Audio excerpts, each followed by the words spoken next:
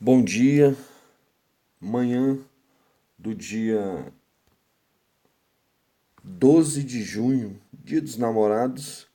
São 3 horas aproximadamente, 3 horas e 44 minutos. Nós vamos lendo a palavra do Senhor Deus Todo-Poderoso.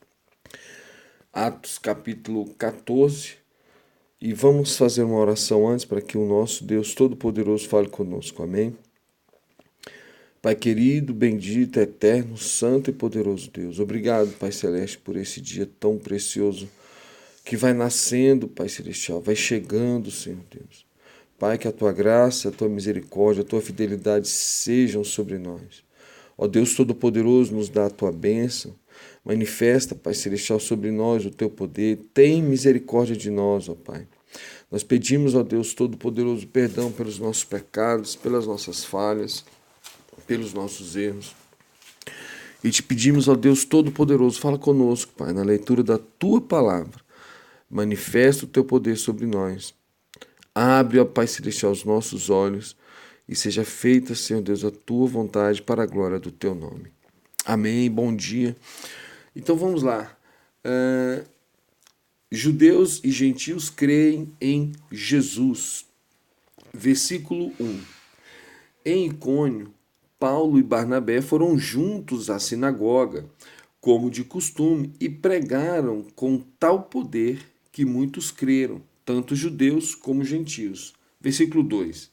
Mas os judeus que desprezaram a mensagem de Deus despertaram desconfiança contra Paulo e Barnabé entre os gentios. Versículo 3.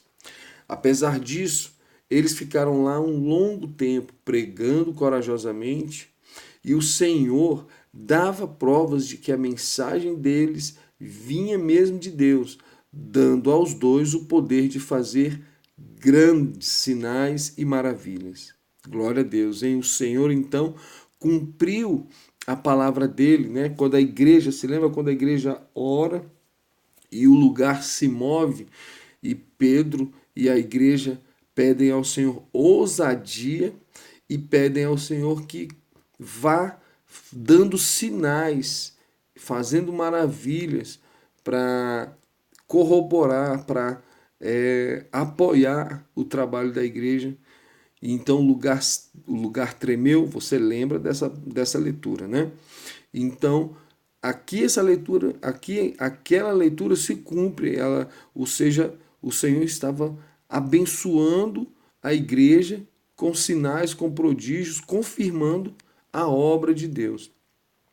Versículo 4. Mas o povo da cidade ficou dividido. Uns concordavam com os líderes judaicos e outros apoiavam os apóstolos. Ó, apóstolos, hein? Que benção, hein? Versículo 5. Quando Paulo e Barnabé souberam de uma conspiração para provocar uma revolta de gentios e de judeus e seus líderes contra eles para maltratá-los e apedrejá-los, versículo 6, fugiram para salvar a vida e foram para as cidades de Licaônia, Listra, Derbe e a região próxima. Versículo 7, e pregavam as boas novas ali. Um paralítico é curado por sua fé. Versículo 8.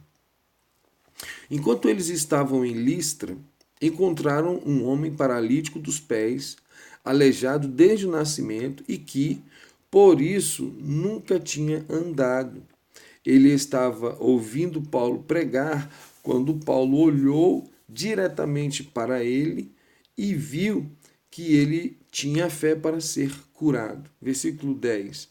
Disseram em alta voz: levante-se e fique em pé. O homem pulou sobre os pés e começou a caminhar. Amém. Hein?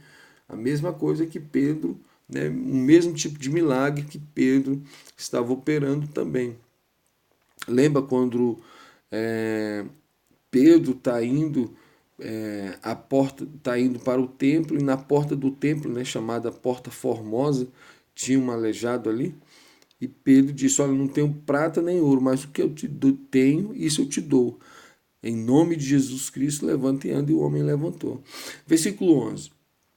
Quando a multidão que ouvia Paulo viu o que ele tinha feito, gritou na língua licaônia: Estes homens são deuses que vieram a nós de forma humana.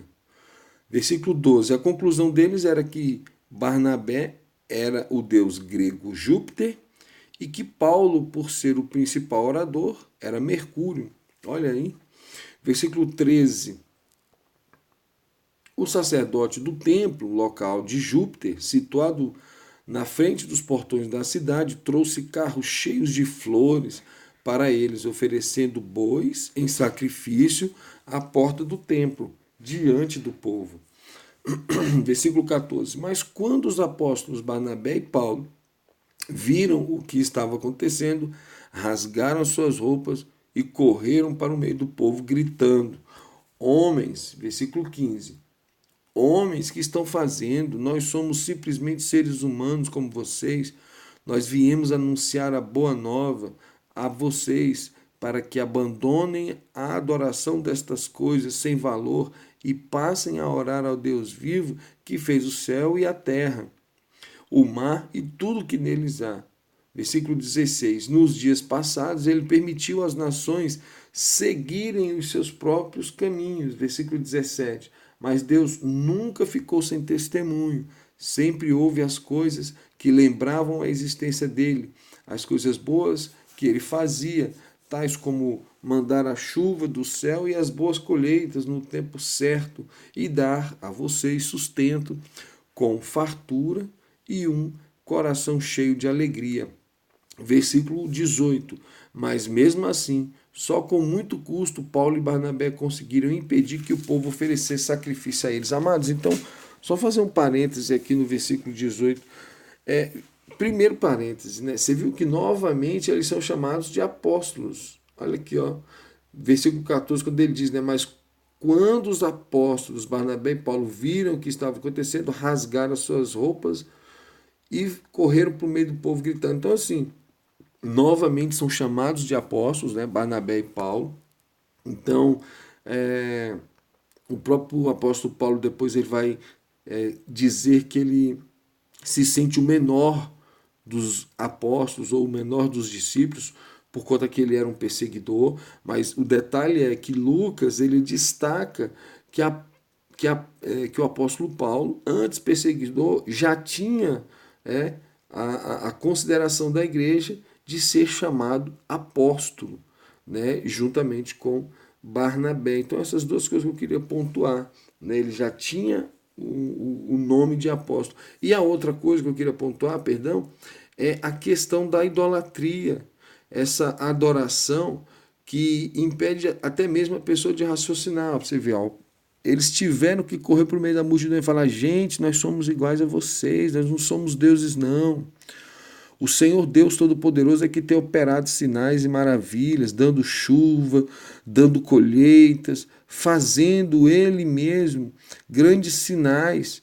E aí o povo ouvia, mas não percebia que eles, na verdade, eram homens iguais a eles. Então isso daqui demonstra o problema chamado idolatria, o problema demonstra o problema chamado essa adoração que o ser humano está disposto sempre a buscar, a fazer, e até de forma irracional. Entende? Até de forma irracional. Não sabe nem por que está fazendo. Você já percebeu isso? Vamos lá, fechando parênteses. Paulo é linchado e tirado fora. Olha o que acontece. Versículo 19. Todavia chegaram de Antioquia e Icônio alguns judeus que mudaram o ânimo do povo. Eles apedrejaram Paulo e arrastaram para fora da cidade, pensando que estivesse morto. Então Paulo ele é apedrejado e é tido como morto e arrastado. Então você vê os judeus que estavam lá em Antioquia, lá em Icônio, foram para onde Paulo estava e estavam ali perseguindo os apóstolos e dividindo o povo, causaram uma confusão e conseguiram fazer Paulo ser apedrejado a ponto de ser largado como se tivesse morto. Amado, e aí eu lembro do versículo de Paulo quando ele fala assim: porque trago no meu corpo as marcas de Cristo. E eu sempre que eu lembro desse versículo, eu fico me perguntando, meu Deus, que marcas que eu trago no meu corpo por amor de Cristo? Não é sério isso, querido? É muito sério. Quais são as marcas que nós trazemos no nosso corpo por amor de Cristo? Versículo 20. Mas, enquanto os discípulos rodeavam Paulo, ele se levantou e entrou novamente na cidade, e no outro dia partiu com Barnabé para Derbe. O retorno dos missionários. Versículo 21. Depois de pregar a boa nova ali e de fazer muitos discípulos, eles voltaram a Listra, Icônio e Antioquia. Versículo 22. Fortalecendo os discípulos e encorajando-os a permanecer na fé. Eles animaram todos a continuar na fé, apesar da perseguição, lembrando a eles que deviam entrar no reino de Deus através de muitos sofrimentos. Versículo 23. Paulo e Barnabé também nomearam presbíteros em cada igreja e oraram e jejuaram por eles, entregando todos aos cuidados do Senhor em quem confiavam. Versículo 24. Então viajaram de volta para Panfilha através de Psídia. Versículo 25. Pregaram outra vez em Perge e prosseguiram para Atalha. Versículo 26. De Atalha voltaram de navio para Antioquia, onde a viagem deles tinha começado e onde tinham sido consagrados a Deus para a obra que agora estava terminada. Então eles estavam voltando de uma primeira viagem missionária, correto?